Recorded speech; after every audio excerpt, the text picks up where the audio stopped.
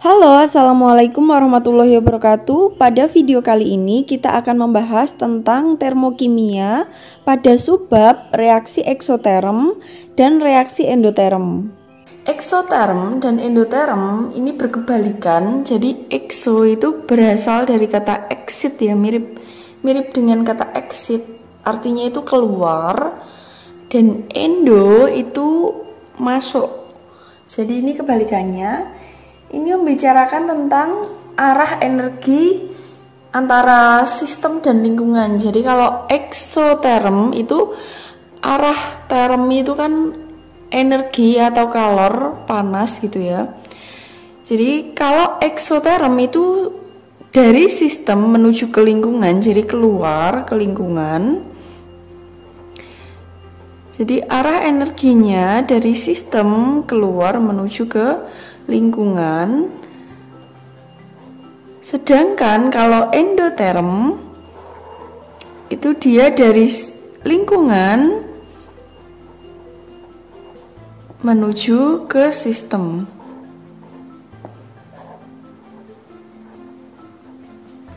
Misalkan di sini lingkungannya, di luarnya.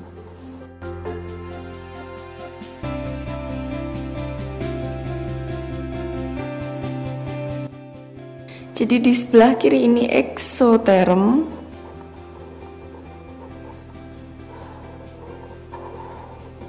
dan di sebelah kanan ini endoterm.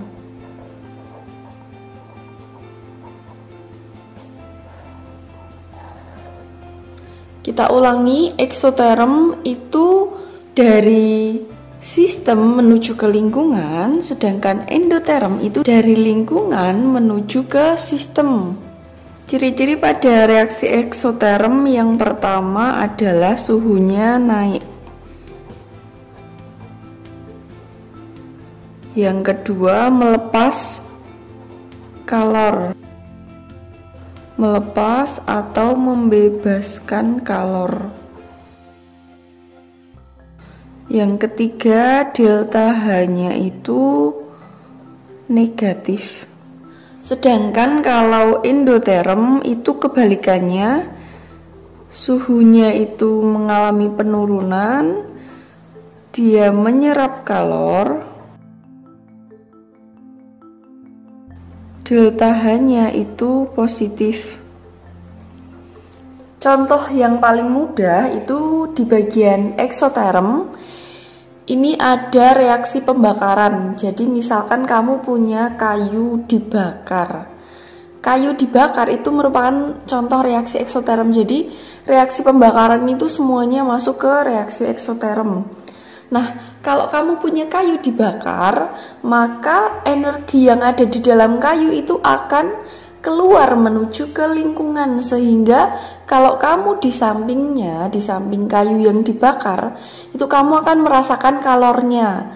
Jadi karena ada pelepasan atau pembebasan kalor dari sistem ke lingkungan, maka rasanya jadi panas kan kalau di sekitar si kayu yang dibakar tadi.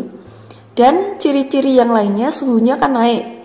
Jadi reaksi pembakaran itu suhunya naik. Delta H-nya itu negatif karena awalnya di sini kan energinya berapa berkurang karena energinya sudah keluar menuju ke lingkungan yang sudah bisa kita rasakan itu, rasanya panas itu, begitu. Nah, untuk yang reaksi endoterm ini kebalikannya. Jadi saya biasanya cuma ngafalin satu aja, eksoterm, endoterm ini semuanya kebalikannya. Kalau ekso tadi dari sistem ke lingkungan, kalau endo dari lingkungan menuju ke sistem. Kalau ekso suhunya naik, berarti endo suhunya turun. Kalau ekso itu melepaskan kalor, berarti endo itu menyerap kalor.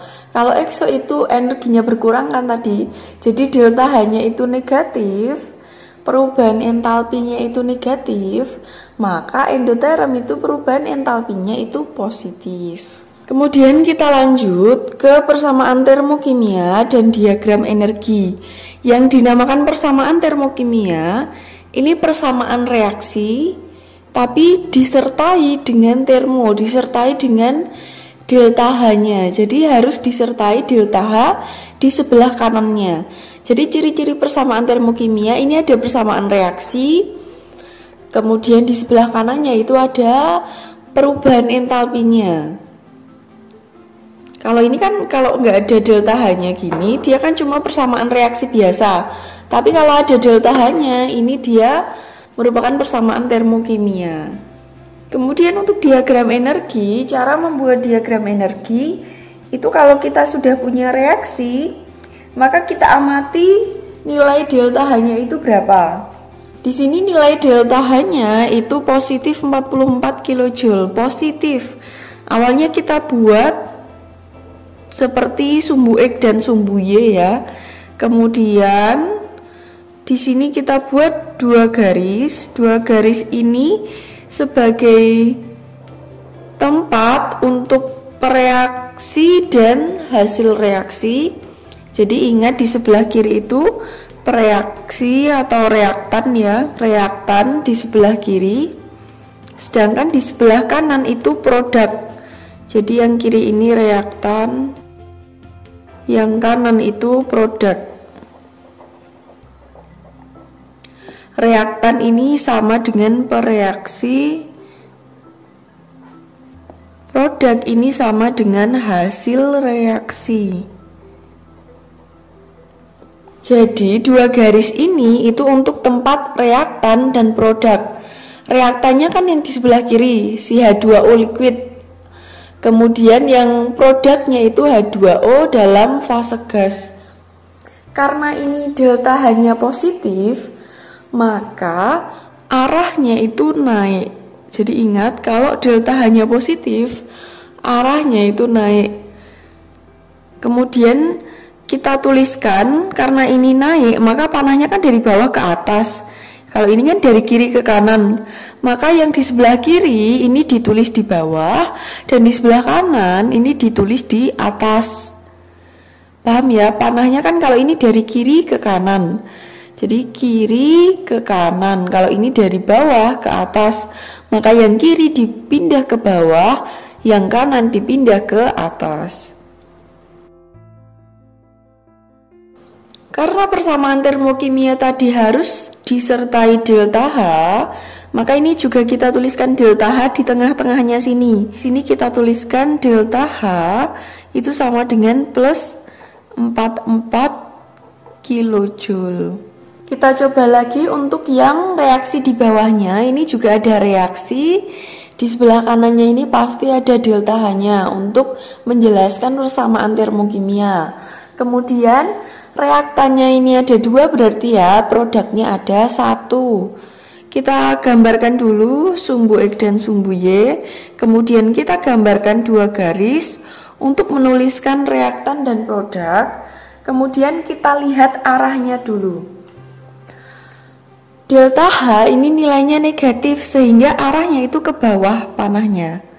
Jadi kalau negatif itu ke bawah, kalau positif itu ke atas. Ingat ya, kalau negatif itu ke bawah, kalau positif itu ke atas. Kemudian karena ini dari atas ke bawah, maka dari kiri ke kanannya itu yang sebelah kiri kita tuliskan di atas, yang di sebelah kanan kita tuliskan di bawah. Kalau sudah, maka delta H-nya kita tuliskan di antara ini. Di sini delta H itu sama dengan negatif 285,5 kilojoule.